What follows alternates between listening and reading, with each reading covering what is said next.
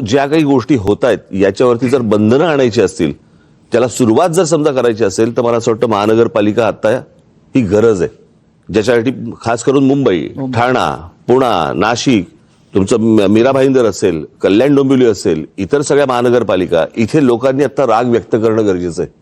काय होतंय, लोकांकडनं जर समजा त्यांनाच मतदान होत असेल, बाकीच्या गोष्टी सोडा, ते माघारी घेऊन पैसे देऊन काहीतरी ते माघारी घ्यायला लावणं वगैरे वगैरे, पण लोकांनी जर समजा मतदानातनं राग व्यक्त नाही केला, तर मला असं वाटतं की ते मग आपण म्हणतो ना नंतर की ते राजानं मारलं काय आणि पावसानं झोडलं काय, तक्रार कोणाकडे करायची? तुमच्याकडे करणार लोक तक्रार. तक्रार नुसतं म्हणजे आमच्याकडे फक्त तक्रार, मतं नाहीत असं थोडी होतं. आता उमेदवार जे माघार घेत आहेत, आता ह्याच्या पुढची परिस्थिती कदाचित अशी होईल की जसं अमेरिकेने तो व्हेनेझुएलाचा अध्यक्ष उचलून नेला, तसे आता जिल्हाध्यक्ष आणि सगळे महापौर उचलून घेऊन जातील दिल्लीला, सुरतेला. व्हेनेझुएलाचे अध्यक्ष मादुरो नेलेच ना त्यांनी. माझं म्हणणं तेच. व्हेनेझुएला एक देश आहे, नेले. व्हेनेझुएला एक देश आहे. नाही संजय, जसं आपले मंत्री यांनी उचलून सुरत आणि गुवाहाटीला नेले, ट्रम्पने तेच केलंय. सुरुवात इथून झाली. व्हेनेझुएला देशाची लोकसंख्या सुद्धा 2,30,00,000 आहे आणि मुंबईची लोकसंख्या सुद्धा आपण मगाशी म्हणाला त्यानुसार 231 आहे. आणि दोन्ही शहरांचे आणि व्हेनेझुएलाचे प्रश्न तसेच आहेत. कोणत्याही प्रकारचा विकास नाही, ड्रग्स तेवढंच आहे, गुन्हेगारी आहे. मग आता इथून कोणाला उचलायचं आहे? जे करतात त्यांना उचललंच पाहिजे.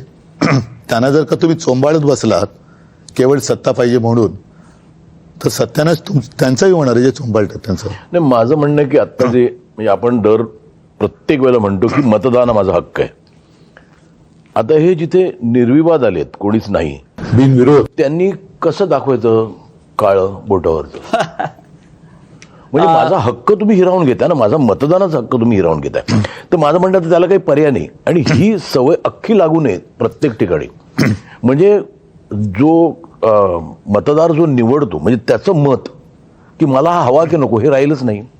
मग अशा वेळेला तर काही करू शकत नाही. आता एखादा आला नाही, कोणीच उभं राहिलं नाही, मला वाटतं तिकडे असं आलं पाहिजे की मग 30% लोकांनी म्हटलं ना की आम्हाला नको, तर ते बाद केलं गेलं पाहिजे. काय आहे तो माझं त्या वोटिंग पॅड जे आहे ना, त्याच्यावरती एक अधिकार आहे नोटांचा, पण त्या नोटांमुळे झालेला प्रॉब्लेम आहे हा. नाही, पण नोटा आता तो निर्विवाद असेल तर तिकडे वाटलेल्या नोटांमुळे झालेला प्रॉब्लेम आहे, त्याच्यामुळे नोटाचा पण अधिकार नाही. पण आता तिथे निर्विवाद आले तर तिकडे नोटा पण दाबायला चान्स नाही ना. एक्झॅक्टली, कारण नोटा मिळाल्या ना. नाही, पण म्हणून माझं म्हणणं की नोटा हे पाहिजे महेशजी. म्हणून जसं काही वेळेला एखाद्या कामासाठी टेंडर काढलं जातं आणि ते टेंडरमध्ये जर काही गफलत वाटली तर रिटेंडर करतात. तसंच मला असं वाटतं, मी परवाच्या आमच्या पत्रकार परिषदेत बोललो की जिथे हे बिनविरोध झालेत तिथे निवडणूक आयोगाने रिझल्ट थांबवले, ते आमच्या बाकीच्या निवडणुकांबरोबर जाहीर करतील, कारण तो गुलाम आहे त्यांचा.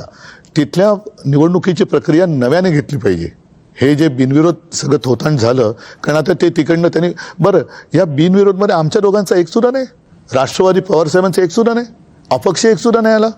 हे काय योगायोग आहे? त्याला तेच म्हणतो, ते योगायोग आहे की काय आहे? काय हे नाही, माझं म्हणणं आहे की लोकांच्या मताला काही व्हॅल्यू आहे की मग तिकडच्या लोकांना त्यांचं मत असेल की नाही स्वतः, त्यावेळेला म्हटलं की जर का 30% लोकांनी त्यांचं पण मतदान घ्या. 30% लोकांना वाटलं की रिप्रेझेंट जेनझी हा एक शब्द आता सगळीकडे थोडासा दरारा निर्माण करणार झालेला आहे.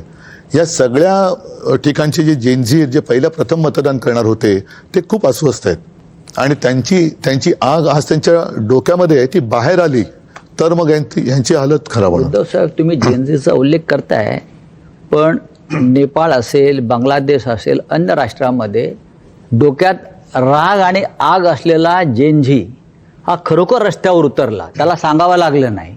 आपल्या